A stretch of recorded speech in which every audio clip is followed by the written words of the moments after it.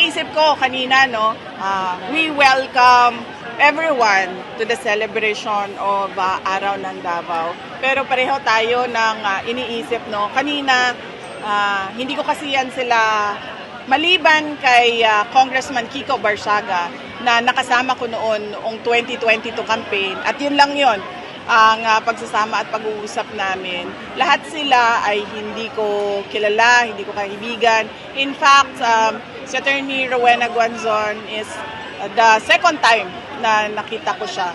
Unang nakita ko siya ay siya ang presiding officer sa Commission on Elections nung kami ay nag-apply para sa hugpong ng pagbabago. At hanggang doon lang yun, hindi pa nga kami nagkausap noon. At nagulat ako kanina na maraming mga bisita na hindi tiga Davao at nagsalita na sila at nagbigay na sila at nagpahayag na sila ng kanilang suporta para sa aking kandidatura sa 2028 at syempre suporta sa ating panawagan ng hustisya sa ginawang pagkidnap kay dating Pangulong Rodrigo Duterte. Kaya nakakataba ng puso na merong hindi tiga Davao na pareho ang nararamdaman ng karamihan ng mga Davaoenyo, lalong-lalo na sa celebration ng Araw ng Davao.